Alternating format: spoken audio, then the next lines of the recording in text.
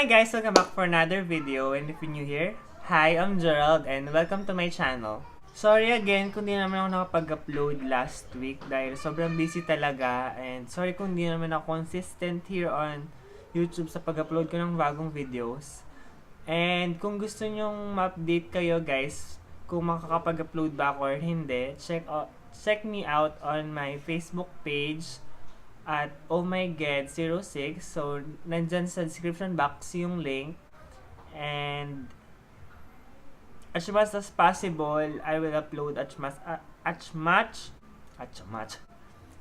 will upload many videos this coming Halloween. So, for today's video, gagawa tayo ng isang look as the title said, and as you can see nasa thumbnail, for sure nakita nyo na yan. And naging trending siya last 2 months ago. Kaya naisipan ko na gawin yung look na to dahil ginawa to ni Nikki Tutorials, one of my idols. So, i-recreate ko tong look na to na naging viral on Instagram. Tapos, hindi ko alam kung sino talaga yung mismong nagpauso or what nito. Kaya if ever alam nyo man, comment down below, or kung makita ko siya kung sino yung unang gumawa nito, I will link yung link niya on my description box, so check nyo na lang. So now, gawin natin pababayin tong video na to. Let's start. So first is gagawin ko muna yung eyes dahil medyo gagamit tayo ng black shadow, kaya medyo maraming fallouts magaganap dito. So, let's start by priming our eyes. So, gagamit lang ako ng concealer.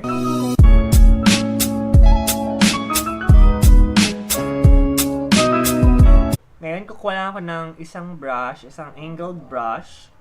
Ito yung gamit ko, yung AC Eye Essentials EO1 Liner Brow Duo. Then, gagamitin ko tong shade na to, tong dark blue na shade, dito sa Morphe 35B palette. Then, imamap out ko lang yung line kung saan yung crease ko. Ayan. So, here.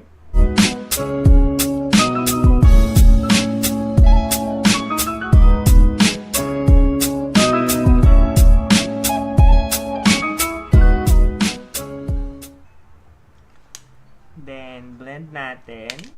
Alam ko itong brush na to is sa Ellen Tracy. Para siyang dome brush na medyo paano ba ito may explain? Medyo flat siya pero may fluffiness ng konti. Ayan. So, i-blend ko. Iba-buff ko lang siya palabas.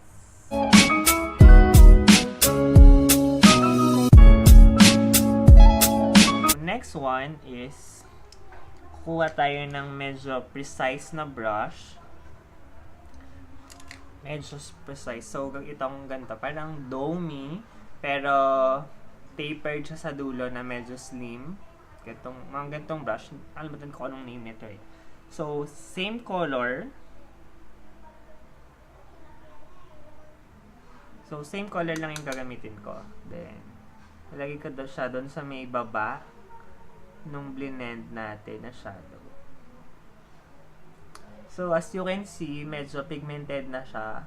Kasi, minsan talaga, nasa brush yan. So, yung kaninang ginamit natin is sinuper blend natin. Kaya, hindi siya agad nagpigment. Hindi agad lumitaw yung pigmentation. Which is, ayaw naman natin na harsh agad. Lalo na for us na beginners. Balik ako dun sa EO3, yung walang pigment na brush. Then, i-blend ko lang ulit. Next is, gagamitin natin tong EO9 from the AC collection ulit. Pencil brush. Ganda siya. Ayan, so, short, tapos super fine ng tip. Super pointy. Then, gagamit tayo ng black here. Ito yung gagamitin nating shade. Itong black na to from the same palette. Then, ilalagay natin siya dun sa pinaka-ilalim. Sa pinaka-ilalim, guys. Nung crease.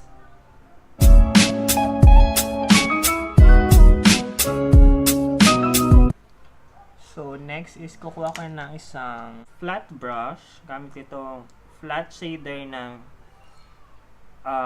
AC Collection sa EO7.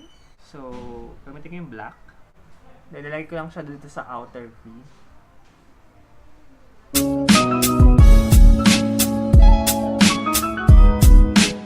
Ayan. So, medyo naging dark na siya. And dineg ko lang siya papasok. Next is, balik lang ako dun sa dark blue na shade. Gagamitin ko itong pointy na brush na to. Then, i-blend ko lang. Then, next is, gagamit tayo ng concealer to cut the crease. I-shape out natin yung clouds. So, I'll be using this ColourPop No Filter in the shade Light 16. Then, gagamitin ko tong LA Girl Pro Coverage HD High Definition. Alam ko, in the shade white para mag-lighten siya. Ayan. Then, gagamit ako ng flat na synthetic brush.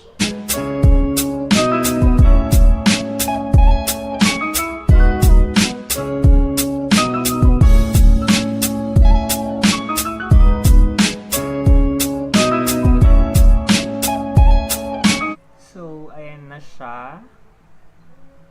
Then, next is, isa-set natin using a white shadow. So, gagamitin ko itong white shadow na to from the Morphe 35B palette.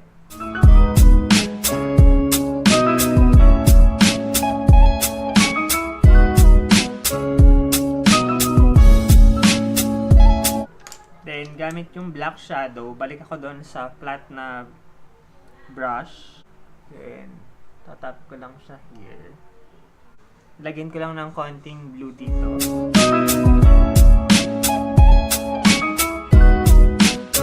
Next, gamit yung isang white. Buburayin natin yung part na to. Yan. Diba? So, gagawin ko lang yung other side, then tapusin ko na rin yung brows ko and my base. Then, balik ako for the finishing touches. Then, maglalagay na rin ako na something etchos. So, I'll be back. So, ayan, nagawa ko na yung other eye, my brows, and my base. So, let's continue. For my lower lash line, gagamitin ko yung EO9. Gamit yung dark blue na shade. Then, ilalagay ko lang siya dito sa lower lash line. Nga.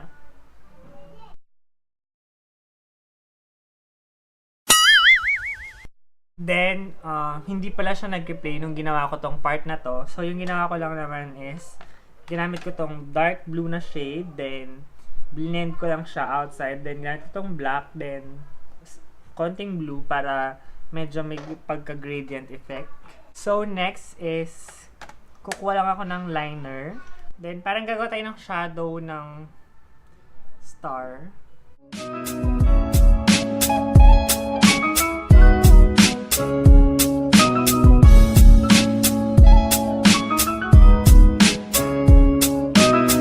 So, next is, gagamitin ko tong ColourPop Supernova Shadow Kathleen Lights X ColourPop in the shade Astrology.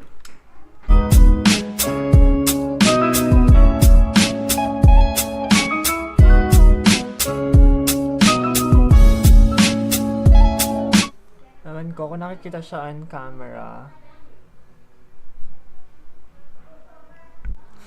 Ayan, ewan ko kung visible ba siya, pero nandyan siya.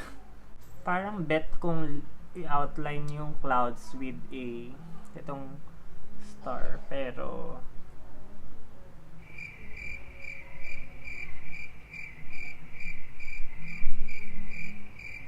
okay, gawa lang tayo ng wing gamit itong gold na to.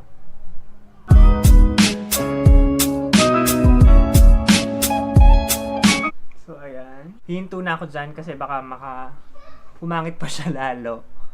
So, Sana nakakita sa camera. So next is maglalagay lang ako ng lashes and mascara, then I'll be back.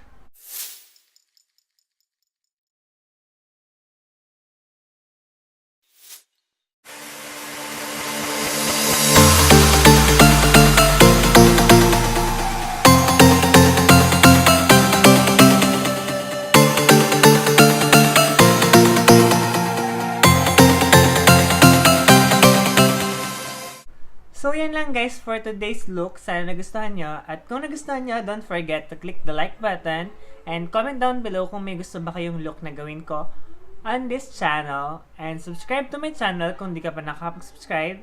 And click yung maliit na bell button dyan sa tabi para ma-notify ka every time nag-upload ako ng bagong videos. Salamat sa panood and I'll see you on the next one. Bye guys! Next is maglalagay lang ako ng lashes, then mascara. So,